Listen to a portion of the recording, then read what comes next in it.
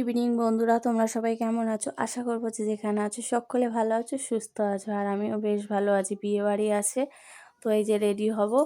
তো ওই জন্য আগে দেখছি কোন আংটিটা পরবো। মেয়েকে বলছি, দেখে বল কোন আংটিটা পরলে ভালো লাগবে। এতগুলো আংটি হয়ে গেছে না বন্ধুরা, কোনটা ছেড়ে কোনটা পরবো বুঝতেই পারি না। মনে হয় যেন সব কটা আংটিই পরি। কিন্তু সব কটা আংটি পরলে বেশি ক্যাচরা হয়ে যাবে হাতটা। তো মেয়েকে বলছিলাম কোনটা পরবো। তো যাই হোক পছন্দ করে পরে নিয়েছি, নিয়ে তারপরে মেয়েকে সাজুগুজু করে দিয়েছি। মেয়ে যেই ড্রেসটা পরেছে, তো এইটা বিয়ে বাড়ি বলো অন্নপ্রাশন বলো বেশ ভালোই যায়। একই জামা দুই বোনকেই কিনে দিয়েছিল পুজোর সময়। তো সেই জামাটাই পরে নিয়েছে। এর ভেতরে একটা মানে কাপড় এর মতন রয়েছে, ব্লাউজের মতন ধরো, নেটের। কিন্তু গরম যা পড়েছে তার জন্য ওটা পরালাম না ওই জামাটা। তো শুধু ওইটাই পরালাম। বড় মেয়েকে বললাম, ওটা তুইও পর বোনের মতন। বলছে না, একই পরলে কি ভালো লাগতো না? তো বলছে না, অন্য একটা বিয়েবাড়ি আছে তখন পরবো। তো ওটা পরল না, মেজো মেয়েকে পরিয়ে দিলাম। আমি এবারে দেখো সবাইকে সাজুগুজু করিয়ে দিয়ে এবার লাস্টে নিজে এবার কাপড় পরে নিয়েছি। বড় মশাই পিন করে দিচ্ছে। বড় মেয়ে তো পারে না, আর আমি এটা নিজে করতে পারি না। কতবার হাতে ফুটে যায় পিন করতে গেলে। তারপরে কুচিটা কেমন হয়ে গেছে মেয়েকে বলছি ঠিক করতে। বড় মেয়েকে বলে কি, কেন তোমার বরকে বলতে পারছো না? বাপি আমার থেকে ভালো পারে, আবার এরকম বলছে। আমি বলছি, হ্যাঁ বাপি তো ভালো পারবেই। মানে যবে থেকে বিয়ে করেছি তবে থেকেই বাপি আঁচল ধরে দিচ্ছে, আ প্লেট করে দিচ্ছে, ওই জন্যই বাপি পারে ভালো। তা বলে, তাহলে আমাকে বলছো কেন? তো যাই হোক, ও পারেনি বলে বদমাশি করে দিল। তারপরে এই যে একটু মুখে ক্রিম-ট্রিম দিয়ে করে নিয়েছি। দিয়ে দেখো একদম সিম্পল সেজেছি।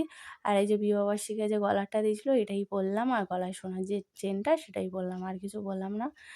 আর একটা বড় সোনার কানের পরে নিলাম, একদম সিম্পল সাজ। চুলটা তো বাঁধতে পারবো না। কি দিয়ে বাঁধবো বুঝে পাচ্ছি না, চুল খুলেই যাবে বারবার। তাই জন্য চুলটা হলো ছেড়েই নিলাম। তা বড়মাসিকে বললাম, চুল ছেড়ে ভালো লাগছে? বলছে, হ্যাঁ ভালো লাগছে। তো তুমি সিম্পল সাজো আর বেশি সাজো তাতেই ভালো লাগে। তো যাই হোক, বরের কাছে আমি মোটামুটি সুন্দরী।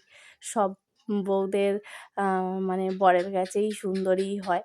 কারোর কাছে না হোক, হাসব্যান্ডের কাছে সব্বই সুন্দরী। তো দেখো এই যে চলে এলাম। আর বাড়ির কাছেই একদম, মানে যেই পাড়ায় থাকতাম সেই পাড়ারই মেয়ে। তো ওইখানেই ওই জন্য হেঁটে হেঁটে চলে এলাম। তো এসে দেখি 10:45 মতন বাজে। তখন এসে দেখি এই যে বিয়ের পিঁড়িতে বসে আছি, সিঁদুর দানের পর্ব চলছে। তারপরে বরমশাই বলল, এখন দাঁড়িয়ে থাকবে, গিফটটা দিয়ে আসো। তো গিফটটা ওর মার হাতে দিয়ে চলে এলাম, কারণ ও এখানে রয়েছে, তারপরে যাবে কিনা ভেতরে তার জন্য। তো দেখি এই যে সিঁদুরদান হচ্ছে, তো আমার বরমশাইও ওই যে গিয়ে ফটো তুলছে। আমি যে, একটু তুলে নিয়ে আসো। যা ভিড় পড়েছে, যাওয়ার মতন না। তারপরে এপাশ থেকে মেয়ে ক্যামেরা করছে, ওইদিকে বরমশাইকে বললাম একটু ফটো তুলে নিয়ে আসো কটা।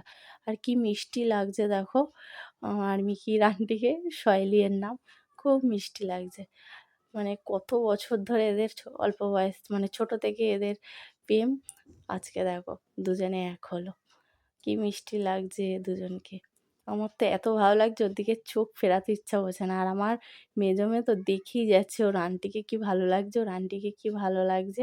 আন্টির কাছে যাওয়ার জন্য মনটা একটু খারাপ করছে। আমি যে এখন না, পরে ফাঁকা হলে নিয়ে যাব। এখন যেতে হবে না। এই যে মুখটা গোমড়া করে দাঁড়িয়ে আছে আন্টির কাছে যাবো বলে। আর এইবারে চলে এসেছি, আর বলো না বন্ধুরা, মানে খাওয়ার জায়গায় এত 500 মতো লোক বলেছে, মানে এত ভিড়।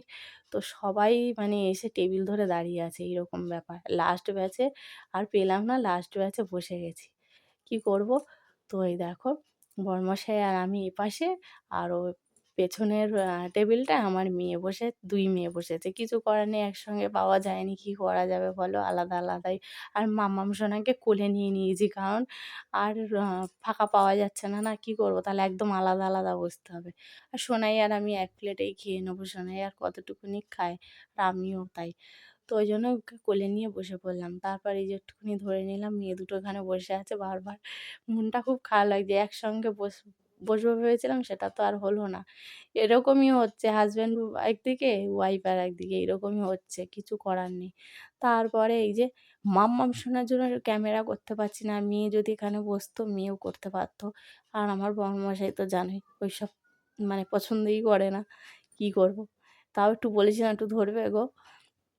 বলে, রেখে দাও এখন, মাম্মাম যা বদমাইশি করছে। তো আমি ভাবলাম না একটুখানি ধরি।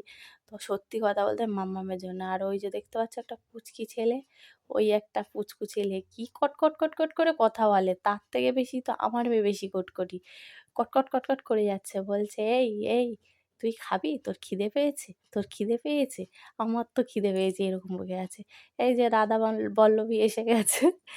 তো রাধাবল্লভী আর চানা মশলা দিয়েছিল, দিয়ে আগে খেয়ে নিয়েছি। তারপরে ছিল পোলাও, না সরি, ১ম এ রাধাবল্লভী দিল, তারপর চানা মশলা দিল, তারপরে দিল হচ্ছে গিয়ে ফিশ ফ্রাই দিল, তারপরে কি দিল? পোলাও আসলো, তারপরে মাংস, মাছ সবই করেছিল। ভালোই খাবারটা হয়েছে হালকা পাতলার মধ্যে।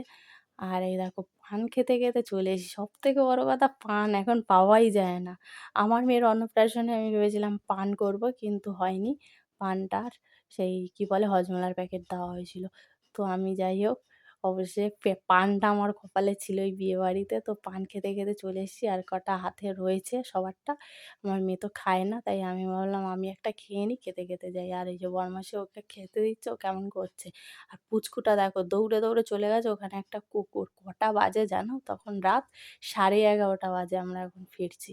না কুকুরটা দেখো ওকে ধরেছে। আর এদের দুটোর ভয় নেই একদম। এই কুকুরটা এই রাস্তা থেকে যে দেখছো পুরো আমাদের বাড়ির গেট পর্যন্ত নিয়ে গেছে। এই যে ও কি খেতে দিয়েছে, লোভ হয়ে গেছে, ওর পেছন, পেছন যাচ্ছে দেখো।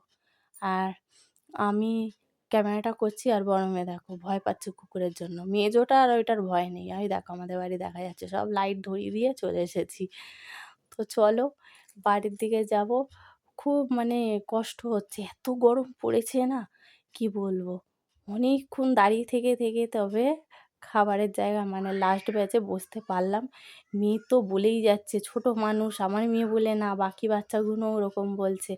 বলছে, "হ্যাঁ, খিদে পেয়েছে, খিদে পেয়েছে।" আর আমার মাম্মাম তো আরও বেশি পাকা বুড়ি বলছে, "মা আমার খিদে পেয়েছে, খিদে পেয়েছে।" এরকম করছে। আমি বলছি কি, "ঠিক আছে মা খাওয়াবো।" তারপর ওর বাপি একটু ঘোরালো-টোরালো। তারপরে দেখলাম না ফাঁকা হয়েছে, ঢুকে গেছিলাম।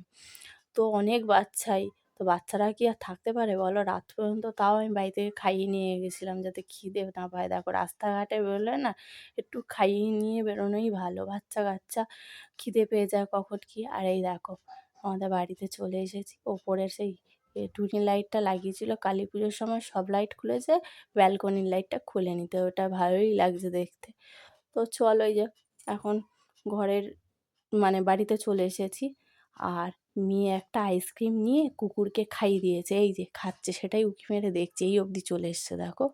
একটা আইসক্রিম দিয়ে এসছে, কুকুরটা খাচ্ছে। আর এই যে ওর হাতে 2টো আর বড় মেয়ের হাতে 2টো রয়েছে। তো বড় মেয়ে বলছে, "এখন আমি খাবোই না, আমার পেটটা এত ভরে গেছে।"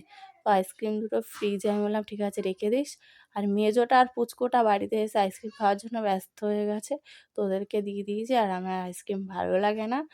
তো আমি চকোবারটা ছাড়া কিছুই খাই না, ওই জন্য আ রেখে দিয়েছি ফ্রিজে, এরা খেয়ে নেবে। আর জলের বোতল দিয়েছিল তো, জলের বোতল একটা জল হাফ শেষ হয়েছে। তা ভাবলাম নিয়েই যাই, রাস্তায় জল পিপাসা পাবে, খাবো। তো চলো বন্ধুরা এবার চেঞ্জ করবো। আজকের ব্লগটা কেমন লাগলো বলো, ঠিক আছে? সব্বাইকে good night, tata, bye, see you.